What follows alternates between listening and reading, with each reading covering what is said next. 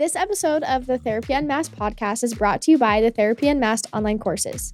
We currently have 3 subjects available. We have feeding, occupational therapy, as well as speech therapy, with physical therapy coming soon. These courses are taught by some of the best pediatric therapists out there, and they are teaching you the tactics that they use every day in their sessions. To find out if these courses will benefit you and your family, click the link in the description or show notes to find out more.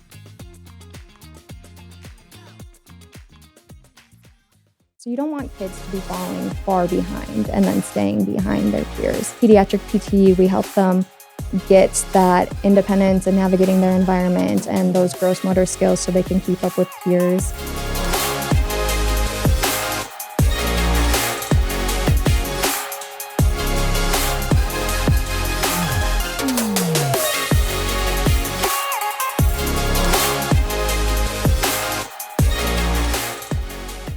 What's up, everybody? Welcome back to another episode of Therapy Unmasked, where we pull back the mask on some of the superheroes here at Ability Innovations and throughout the state who are, helping children overcome these issues that they have with physical therapy, feeding therapy, occupational therapy, and speech therapy.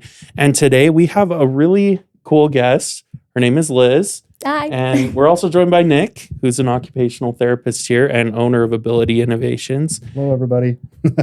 And Liz is a physical therapist, right? Yeah. Pediatric physical therapist. How long have you been doing that for? This is my first year as a pediatric physical therapist. So first job at Ability Innovations. Where did you go to school? I'm from Minnesota, so it's the College of St. Scholastica up in Duluth. Cool. Mm-hmm. And what were you going to say you have? Oh, I have some experience. I was a therapy aide in a pediatric clinic before this, and I knew this was the setting I wanted to be in, so I'm happy I found it. You picked physical therapy, obviously, and then ended up in pediatric physical therapy. Pediatric physical therapy. Is there a reason why you wanted to work with kids versus taking that other route of just doing regular physical therapy? I've always loved working with kids. I was a gymnast and a gymnastics coach, so I love teaching kids new skills and seeing them progress. And like I said, I was a therapy aide in a PEDS clinic. They were also play-based. It was super fun. I loved seeing the PT, OT, and speech there and just seeing how hard the kids were working but still having fun and progressing. Just amazing. So I knew I wanted to be with kids and in a setting like this. So you had that experience up front. And you're like, this is where I'm going. Yes. That's cool. I think pediatric physical therapy is, and especially in a play-based environment, is very unique because when people think of physical therapy, they think of, I'll just give you an example. So a few years ago, I ended up breaking my leg and I had to get knee surgery. And I had to go to physical therapy for months to figure out how to walk again, and I feel like that's pretty standard for a lot of people in that situation. I feel like you're helping kids overcome daily functions that come normal to other kids, if that makes sense. When it comes to walking or maybe if you're a baby, keeping your head up, stuff like that. Do you want to talk to that a little bit? Sure. So with pediatric PT, it can be like adult PT. We can treat injuries that kids have in a sport or whatever, but mostly it's those gross motor milestones or the physical skills that kids reach at each age. So maybe there's a baby who hasn't learned how to crawl yet or a kid who hasn't learned how to walk yet. We can help them learn that.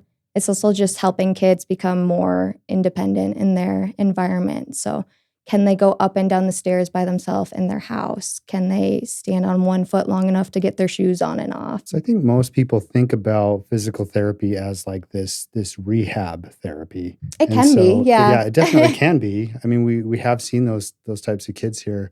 But yeah, it's definitely more what we call habilitation, right? Yes. Where they're learning it for the first time and you're guiding them into those milestones that they might reach. That's pretty cool. Mm-hmm. That is sweet. That's a good way to look at it because there really is a difference. I mean, like you said, you do help kids who need rehabilitation, but then you also have to help kids who need to learn how to do these tasks, maybe for the first time, or maybe they're just not very good at it.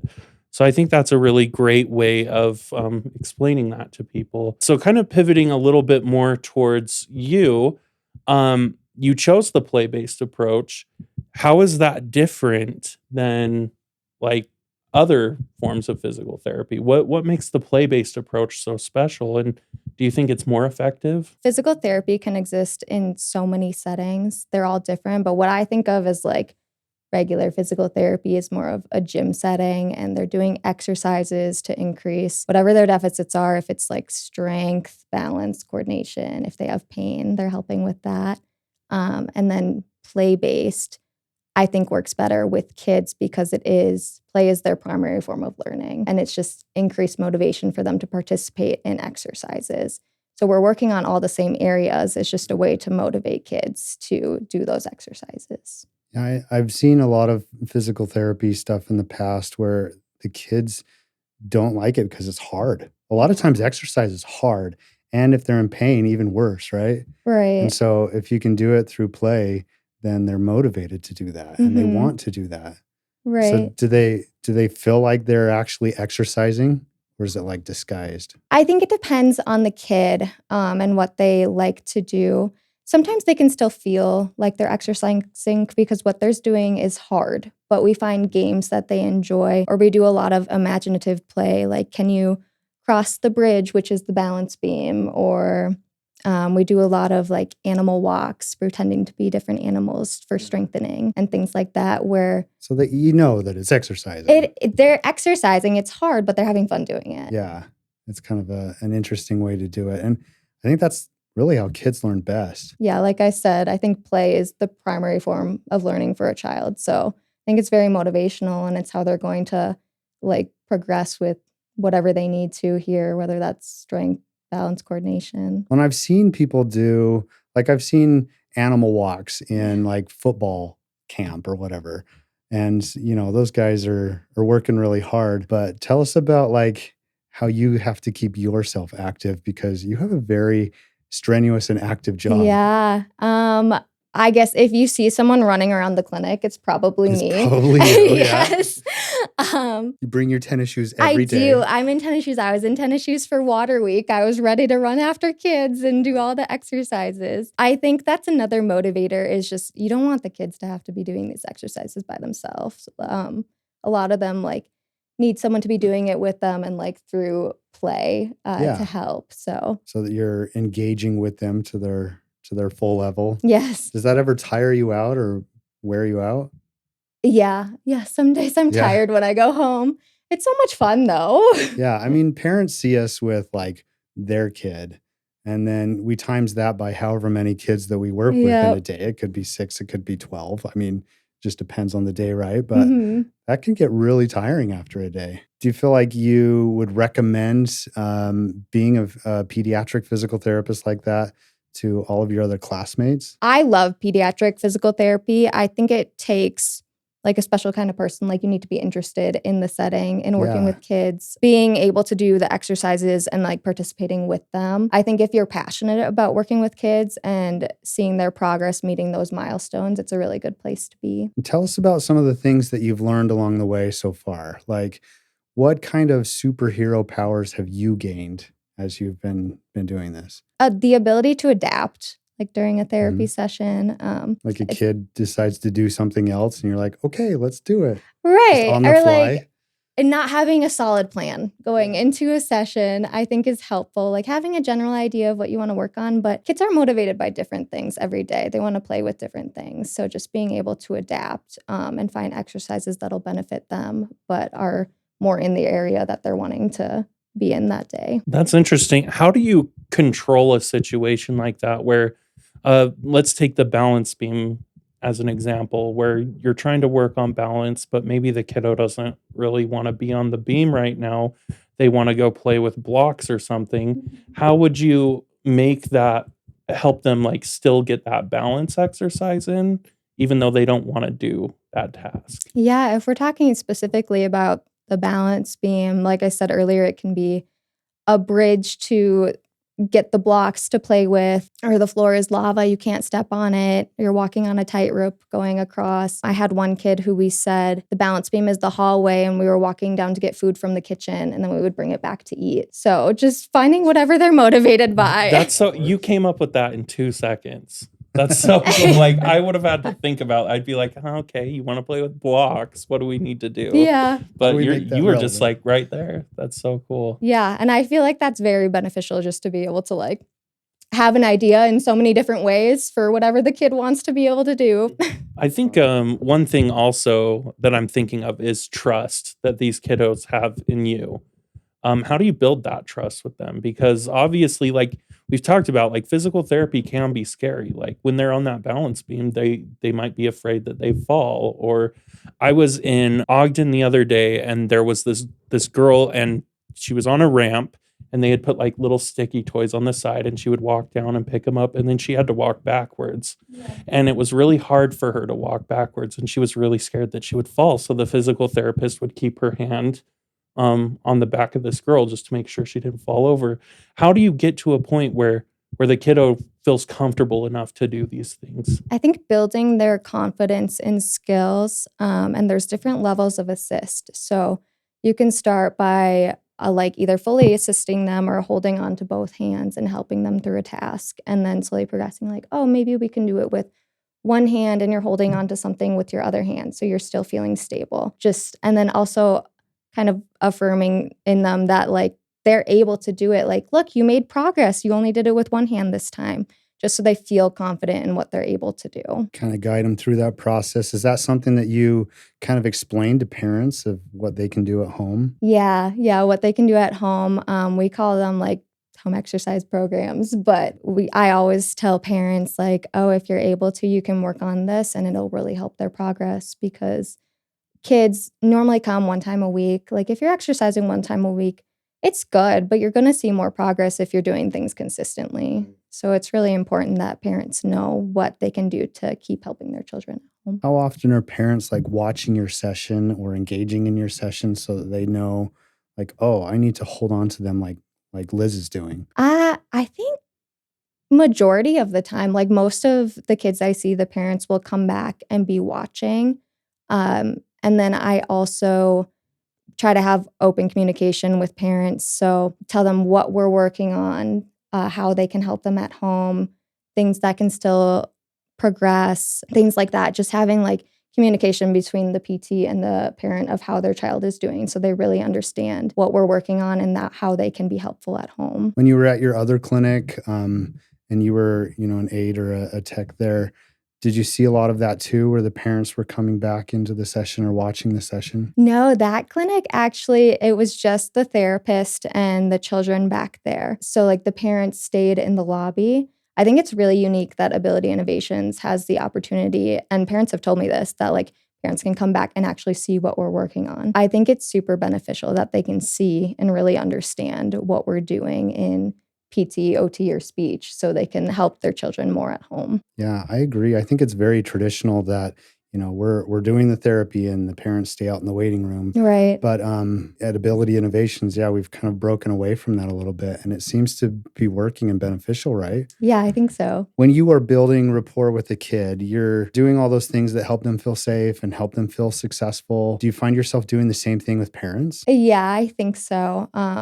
Again, communication is key. So just always talking to the parents, seeing if they were able to work on those exercises at home, or if it's something that we can still be working on. If they did work on them, telling them the progress you saw in those skills during the PT session and areas that they can continue working on at home. I think it's been really beneficial, and you can see that with parents. Do you ever have to explain to parents like how the play-based method kind of works? Because when the parent sees you like, pretending to do like animal walks with the kid, do you think they're ever thinking, is that actually helping my kid? Is this just like a waste of time? Or so do you find yourself having to explain that, or do parents tend to understand what's going on? I think it depends on the parent. Some exercises, even though we're doing it through play, you can tell that the kid is working hard and we're working on things. I think it's helpful to explain to the parents why you're doing different exercises or what you're doing through play, just for them to have that understanding and really see where their child's at. Yeah, also like so that maybe they could do it at home with their kid too. Yeah. Eventually. So that's good. Do you have, I did want to ask, do you have any examples, ability innovations that have stuck out to you that maybe you saw like some big change in a kid, or maybe you saw like a big change in yourself by working with a kid? Do you have any experiences like that here? There's so many experiences. I think that kids learning how to walk, especially if they really have like a fear of doing that, just helping them build the confidence and the ability to navigate the world on their own, has been really like eye-opening. And I can see like the benefits of pediatric PT.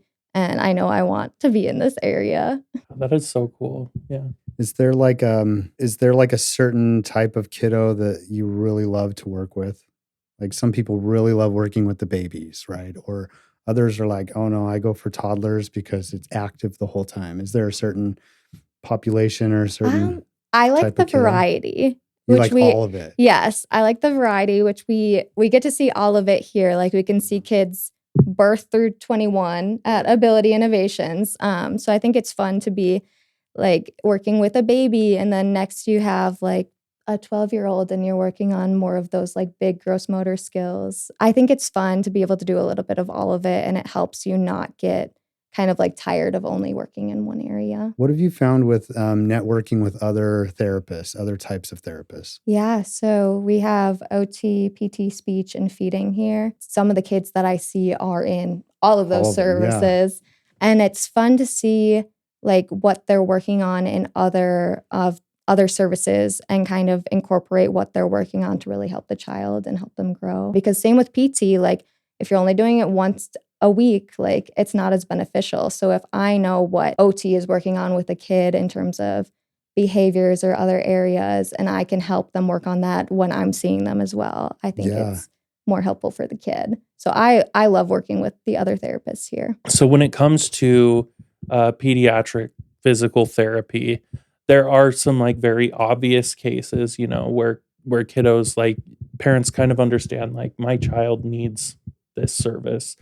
But what would you say to parents who are maybe on the fence? Like maybe they think, oh, maybe my kiddo will just grow out of it, or they'll eventually learn to do this on their own. Or would you still recommend them coming in for a consultation, or what are your thoughts on that? I think absolutely for the consultation. And we can always check to see where the kid's at. We have formal assessments that see age-wise and skill-wise where the kid is at, and what areas can still progress. So if they're average or maybe just slightly below average, it's like they don't really need to be here right now. But if there's areas that they can work on, it is beneficial for them to come in for PT, maybe for just a short amount of time, and then they're at that age level in terms of the milestones that they should be able to have. Right. And I've heard this before, and you can correct me if I'm wrong, but if you can help resolve some of these issues when they're children, it makes their like teenage life as well as their adult life a lot easier, so they don't have to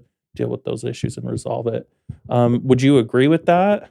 I agree. Like the milestones and the gross motor skills, they all come in a certain order. So you don't want kids to be falling far behind and then staying behind their peers. Pediatric PT, we help them get that independence and navigating their environment and those gross motor skills so they can keep up with peers. I think that's really important. And then they're able to do so and like not falling further behind other people their age. What would you say to parents when they ask about things like toe walking? I know that that's a big thing that we see with all different types of kids, right? Right. And I think a lot of parents ask, how do I know if this is something I should be concerned about, or if this is something that I should get a physical therapy evaluation for? So in general, the concern is if they're toe walking like greater than 75% of the day. You should come in and see what we can work on. If they are toe walking, their calf muscles can get really tight and it can be stuck in that position, so they don't have as much ankle mobility, which affects... Like they can't put their heels down. Yeah, they can't put their heels down because the muscle is so tight. So it can affect their balance or their walking and other skills just because they don't have that mobility. So we can work on like flexibility and strength with that so they're able to put their heels down. That's one way. There's other like sensory cases where maybe they just don't like the feeling of the ground, and we can help do exercises and incorporate like some sensory integration, which also has to do with OT, to help them get their heels down and be able to do all those skills. We would still do an assessment. We would see what their range of motion for their ankles. So if they don't have enough dorsiflexion, bringing their toes up, we can assess their strength if they're not able to get their toes up because this muscle in their shin is weak, which can affect like. So that's all part of the assessment. Yeah, it's part of the assessment. So just kind of explaining what you're doing during the assessment, I think, is really important, and what you're finding. If you're seeing those like sensory cases where like kids aren't able to keep their heels down, like encouraging some sensory integration at home to help them do that, and just like communication, telling them what we're working on in PT and how they can do the same thing at home. So parents would come in for like a consultation and then do kind of an evaluation with you. And then what do you usually recommend? Like it's weekly services, right? That they can work on all those things, plus what the parents do at home. And then, I mean, if a kid comes and they're 7 years old and maybe they started walking at like, I don't know, 2 or 3, right? They've been toe walking for a long time. How long does that usually take to resolve, like to help the kid put their heels down more? Is it a long process? It depends on the kid. Okay. Some kids, it's really just muscle tightness. We can stretch the muscle, strengthen the muscles like in their shin, and they're not here for as long. Some kids, we need to look into orthotics to help them keep their heel down and get that normal walking pattern. It really just depends on the kid, and we're just always telling parents like what we're seeing, what we can still work on, and like how we can go about that if we need to try something else. This might be kind of ignorant of me, so you can call me out if you think so, but is there ever a scenario where like a kid would have to be in physical therapy for years to like overcome something? Not necessarily. There's certain medical conditions that where there are gross motor delays correlated with the condition. So they might be in PT in order to get up to those milestones for their age, take a break, and then come back for a while just so they can like keep on track with peers. So there's some kids that you might be seeing like consistently. Like I've seen a kid that would come in and maybe their siblings all crawled at the appropriate time, but they're like 3 and 4 and still crawling. And physical therapy has helped them like learn how to walk, and it started with walkers and things like that. But it took years to get to that point, right? And so, yeah, it really is like dependent on the kid and what they're doing. Every kid is different. What conditions that they have, and how that disability or that illness like affects them, right? Mm-hmm. And I'm assuming the sooner they start, the better for them, right? The more progress they'll make. Yeah. Yes, early intervention is important, and that's the same thing we were talking about with like you don't want them to be falling even further behind their peers. So just starting early and then progressing as much as you can is really helpful. Yeah. Okay. So that's good advice for the parents then, to just say, even if you think your kid's going to grow out of something or something like that, it doesn't hurt to just have them be evaluated, to bring them in and just see where they're at, because you don't want them to fall further behind, because then it's harder for them in the future. Because milestones are like progressive, right? Yes. And so if they're not meeting one milestone, that might delay the ones that come after that, right? So then they're always behind. But if we can help them close that gap early, right? Right. They all build up on top of each other. So yeah, if they're already falling behind very early in life, you don't want it to fall even further behind where they can't get the other milestones. Well, physical therapy is so needed. And it's amazing to see what you do. What is your favorite part about physical therapy? I think seeing the kids' progress is my favorite part. Like knowing how hard they're working, and seeing a kid walk for the first time is amazing. Like, and knowing that I helped them do that. Such a big milestone. Yeah, it is. And do you ever like share that with the parents? Like, look, they're doing it. Yeah, I do. Like be as excited as I am. Oh, that's my son or my daughter. That's so cool. What a joy. Yeah, it's so much fun. I love seeing the kids progress while they're here. Cool. That's awesome. Well, we'll wrap up in a little bit. I have one question for you though. When it comes to play-based therapy, a lot of the therapists here use toys. Do you have like a favorite go-to toy that you use with kids in physical therapy? It depends on the kid, whatever they're interested in. I think one of my favorite is the stomp rockets because you can do so much with them. You can jump on them, you can stand on one foot and then stomp on them. You can get it with like your hands and knees in like crawling position. I think there's just so many skills you can do with that toy. With just one toy. Yeah. I don't think I'm using that toy enough with kids. No. Like, I don't know if I've ever had kids doing it with their hands. That's cool. Yeah, Huh. you can do that. You can learn do a lot. a glute bridge and then come down on it. Okay. Awesome. So you would say that's probably your go-to is the stomp It's rocket. one of my favorites. Your favorite, yeah. I guess. Yeah. Mhm. Well, cool. Well, Liz, thank you so much for coming on today. We really appreciate it. We'll go ahead and wrap up today's episode of Therapy Unmasked. If you have any questions or comments or concerns that you would like to bring to us, feel free to reach out to us on Instagram at Therapy Unmasked. Also, check out our website, Therapy-Unmasked. I'll put it on the screen for you. We are now offering courses that you can purchase. We don't have a physical therapy course yet. We will in the future, but right now we have feeding, speech, and occupational therapy. So see if those are right for you. They're just good activities for you to do with your kiddos at home, to give you the support you need as parents at home as well. We also are on YouTube, and you can find this podcast wherever you listen to podcasts. Just search Therapy Unmasked. But again, special thanks to Liz for coming on. We're also very grateful for Nick for joining us too. We will see you in the next episode of Therapy Unmasked. Bye, everyone.